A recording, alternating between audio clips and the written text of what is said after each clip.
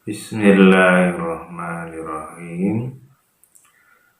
Assalamualaikum warahmatullahi wabarakatuh. Alhamdulillahirabbil alamin. Wassalatu wassalamu ala asrofil anbiya'i wal mursalin wa ala alihi wa ashabihi ajmain. Maba. Saudaraku sekalian, ada sebuah perumpamaan di dalam hidup ini, yaitu ada di dalam diri kita sendiri. Umpamanya ketika kita makan, kita diperintahkan oleh Allah untuk makan dan minum, dan jangan berlebih-lebihan. Di antara perintah Allah untuk makan dan minum dan jangan berlebih-lebihan itu, ya seperti kita harus makan makanan yang halalan thayyiban, yang halal dan yang baik. Seperti itu. Dan kemudian juga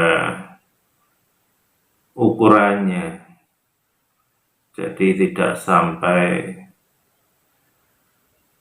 terlalu kenyang sehingga bisa menimbulkan sakit perut, umpama seperti itu.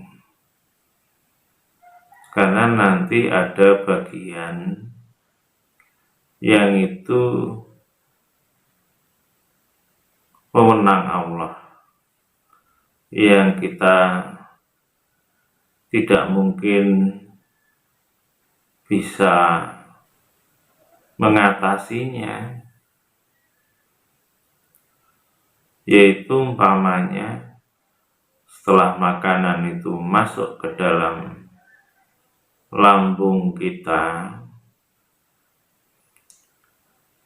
dan kita tidak tahu bagaimana proses makanan itu nantinya akan diolah, kemudian akan dipisah-pisah, mana yang nantinya akan dibuang dan mana yang akan menjadi vitamin untuk kebutuhan tubuh kita dan lain-lain sebagainya. Itu urusan Allah. Kita tidak perlu memikirkan bagaimana caranya. Dari salah satu contoh itu bisa menjadikan sebuah pelajaran atau petunjuk bagi kita bahwa di dalam hidup ini kita itu diberi oleh Allah Al-Quran sebagai petunjuk dan juga Rasul lewat hadisnya. Jadi apa yang kita lakukan, kalau itu sesuai dengan aturan atau perintah Allah dan Rasul, yaitulah yang namanya ibadah, yang nantinya akan menjadi amal soleh bagi kita. Insya Allah seperti itu. Dan kalau dikaitkan dengan firman Allah yang bunyinya May yattaqillaha yaj'alu makhraja, dan barang siapa yang bertakwa kepada Allah, Allah akan memberi jalan keluar. Dari ayat itu bisa kita pahami bahwa ada bagian yang harus kita kerjakan, yaitu sebuah ketakwaan atau ibadah kepada Allah, menjalankan perintah Allah dan meninggalkan larangannya. Dan nanti kalau kita sudah menjalankannya, maka ada bagian Allah yang Allah lakukan, yaitu Allah akan memberi jalan keluar atau solusi dari persoalan-persoalan yang kita hadapi. Ya, seperti yang awal tadi kita contohkan, kalau kita sudah makan dan minum yang halal dan thayyib, yang baik, dan kemudian tidak berlebih-lebihan, dan selanjutnya itu urusan Allah, bagaimana cara Allah mengolah makanan itu akan menjadi gizi, vitamin, ataupun menjadi tulang, daging yang ada di tubuh kita. Sehingga dengan contoh itu kita bisa tahu bahwa semua yang terkait dengan diri kita di dalam hidup ini, ya ada dua hal itu yang harus kita ketahui, yaitu yang pertama tadi, kita menjalankan saja apa yang diperintahkan oleh Allah dan Rasul kepada kita, maka nanti bagian yang lain itu akan diurus oleh Allah, sehingga kita tidak perlu merasa ketakutan atau sedih berlebihan atau galau dan lain-lain sebagainya. Seperti halnya contoh, kalau kita itu naik pesawat, ketika kita sudah mengikuti aturan yang ada, diantaranya mungkin harus membeli tiketnya, harus pakai sabuk pengaman, atau yang lain-lainnya, sehingga kalau persyaratan yang diperlukan sudah kita penuhi, ya kita tidak perlu takut atau khawatir kalau pesawat itu tidak sampai ke tujuan. Dan insya Allah pesawat itu bisa sampai ke tujuan yang kita inginkan kalau semuanya sudah kita penuhi. Insya Allah seperti itu. Maka untuk itu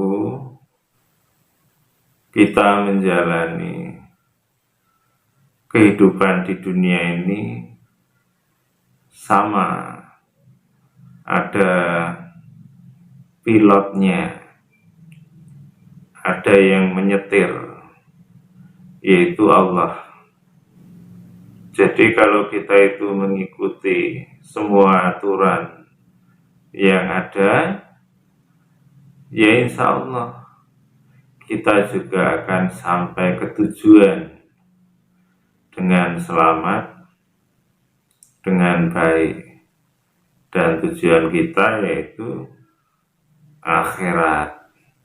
Karena yang mengetahui akhirat itu ya Allah, dan yang menciptakan juga Allah, dan cara agar sampai ke akhirat juga Allah yang tahu.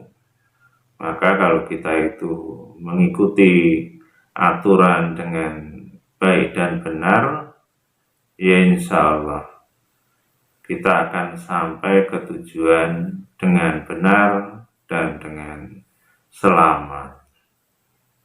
Maka dari beberapa keterangan atau contoh yang saya sampaikan, maka kita itu menjalani hidup ini, ya ikutilah aturan-aturan yang sudah Allah berikan kepada kita, dan juga aturan dari Rasulnya, sehingga kalau kita itu sudah benar-benar mengikutinya, istiqomah, maka benar apa yang dikatakan oleh Allah, ala takhafu wa la tahzanu, dan janganlah kamu itu takut dan jangan pula bersedih. Kalau kita itu sudah mengikutinya dengan baik, baik itu menjalankan perintahnya yang wujudnya sholat, puasa, zakat, haji, ataupun perintah yang lainnya, yaitu kita disuruh kalau berbicara ya berbicara yang baik kepada semua orang. Kemudian kita juga disuruh rendah hati, juga jangan mencari-cari kesalahan orang lain, jangan mencela, jangan marah, dan jadi orang yang pemaaf, mendoakan orang lain, memohonkan ampunan untuk orang lain kalau orang lain itu bersalah kepada kita, dan lain-lain sebagainya. Sehingga kalau semuanya kita lakukan dengan kafah seluruhnya, ya insya Allah kita akan selamat hidupnya, baik di dunia ataupun di akhirat. Karena Allah lah yang Maha tahu, Maha mengerti. Karena Allah lah yang menciptakan apa yang ada di langit dan apa yang ada di bumi. Dan Allah Maha segala-galanya dalam kebaikan. Sehingga kalau kita itu yakin benar-benar akan kekuasaan Allah, kita akan tenang kalau mengikuti aturan Allah. Apalagi kalau kembali seperti contoh yang tadi saya sampaikan, kita dengan manusia saja yang tidak kita kenal, seperti pilot ketika naik pesawat, kita tidak tahu namanya, tidak tahu wajahnya, tidak tahu karakternya, dan mungkin juga ketika naik pesawat itu tidak tahu pilotnya itu ada atau tidak.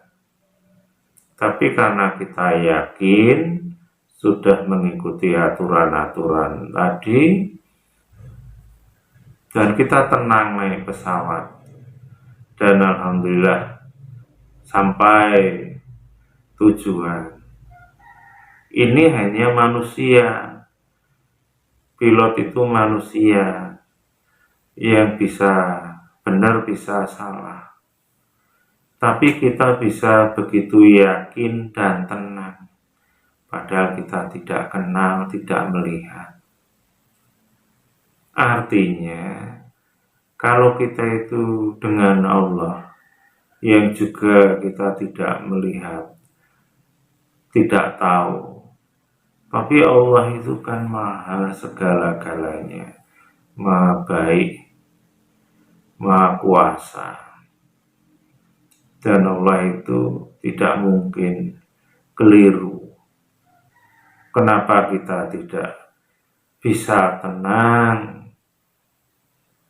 menjalani hidup ini kalau kita sudah mengikuti aturan-aturan Allah dengan baik dan benar? Seharusnya lebih tenang, lebih yakin, seharusnya seperti itu. Nah, inilah yang harus kita ketahui, kita sadari bahwa kalau kita sudah menjalankan dengan benar, maka ada bagian-bagian yang itu tugasnya Allah atau haknya Allah. Kita hanya menjalankan perintahnya saja. Persoalan nanti kita akan diberi rezeki seberapa, terus kemudian kita itu akan bagaimana, itu nanti akan diurus oleh Allah. Dan bukankah Allah juga sudah memberi pesan di dalam Al-Quran yang artinya Allah itu tidak akan merubah nasib suatu kaum sehingga mereka sendiri yang merubahnya. Dalam arti kalau kita itu ingin selamat dunia dan akhirat, maka harus kita rubah perilaku kita, ibadah kita, yaitu dirubah dengan cara mengikuti perintah Allah dan Rasul. Kalau mungkin selama ini kita tidak mengikutinya, atau kalau selama ini kita hanya mengikuti hawa nafsu, kesenangan duniawi, maka kalau kita sudah merubah, taubat kepada Allah dan benar-benar istiqomah, maka Allah akan menurunkan malaikat-malaikatnya dan akan mengurusi kita, kebutuhan kita. Salah satunya seperti yang saya ceritakan tadi, seperti makanan. Nanti setelah kita makan dengan benar, maka para malaikat utusan Allah itu yang akan mengaturnya, mana yang akan jadi vitamin, menjadi tubuh, menjadi kulit, daging, menjadi rambut, itu sudah diaturnya. Dan juga seperti proses kelahiran kita di dalam kandungan, Allah lah yang sudah mengaturnya, menyiapkannya, makanan, minuman, dan di dalam kandungan itu bagaimana kita bernapas, bagaimana kita itu mau buang air, itu sudah diatur oleh Allah. Dan ketika kita nanti keluar dari rahim ibu kita, sudah disiapkan oleh Allah air susu ibu. Dan kemudian kita mulai dewasa, sudah disiapkan oleh Allah tumbuh gigi, dan kemudian mulai bisa berjalan dan lain-lain sebagainya. Itu sebenarnya sebuah petunjuk dari Allah bahwa Allah itu sudah menyiapkan untuk kita apa-apa yang kita perlukan.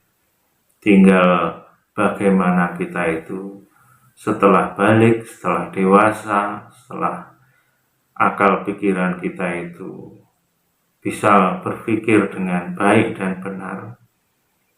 Allah memberi tuntunan, sehingga kalau tuntunan itu kita ikuti, insya Allah apa yang kita perlukan Allah sudah menyiapkannya. Jadi kalau umpama kita itu ada masalah yang mungkin itu sangat sulit atau suatu musibah, maka benar juga apa yang dikatakan oleh Allah di dalam Al-Quran yang bunyinya ma'asobaka min hasanatin faminallah wa ma'asobaka min sayyatin faminafsik, yang artinya apa saja yang menimpa kamu, kalau itu suatu yang baik, itu sebenarnya dari Allah. Dan apa saja yang menimpa kamu, kalau itu suatu yang buruk, maka itu dari kesalahanmu sendiri. Artinya, apa-apa yang kita dapatkan di dunia ini, kalau itu baik, ya karena kasih sayang Allah. Tapi kalau ada buruknya, yaitu mungkin karena kita tidak mengikuti aturan Allah, tidak taat kepada Allah. Itu yang harus kita ketahui. Maka kalau kita itu pernah melakukan sesuatu yang keliru, ya kita tobat kepada Allah dan kita sesali, dan kemudian kita melakukan yang lurus, yang benar, sehingga kehidupan kita akan ditata, disusun oleh Allah, dan kehidupan kita insya Allah bisa baik, bisa damai, tenang atas izin Allah. Insya Allah seperti itu. Maka dengan apa yang saya sampaikan ini, harapannya mari kita itu belajar untuk berbenah dalam beribadah kepada Allah. Kita luruskan tauhid kita, sehingga kalau kita sudah lurus, sudah benar, insya Allah nanti Allah akan mengatur kehidupan kita, sehingga kehidupan kita itu bisa tertata dengan baik, dan juga doa kita bisa dikabulkan oleh Allah ketika kita berdoa mohon kepada Allah agar diberi kebaikan di dunia dan kebaikan di akhirat. Karena doa itu ya harus dengan usaha, di antaranya ya kalau kita itu usahanya salah satunya ya mendekat kepada Allah, mencoba lurus kepada Allah, sehingga kalau kita sudah lurus, maka Allah akan mengabulkan keinginan kita dalam arti ingin baik dunia ataupun akhirat. Dan bukankah kalau ingat ada sebuah firman Allah di dalam Al-Quran terkait dengan seseorang ahli kitab di zaman Nabi Sulaiman, yang dia bisa mengatakan bahwa dia bisa memindahkan istana Ratu Bilqis sebelum mata berkedip. Itu bukan ilmu kesaktian, tapi boleh jadi karena kesolehan, karena ketaatannya kepada Allah, sehingga dia bisa mengatakan seperti itu.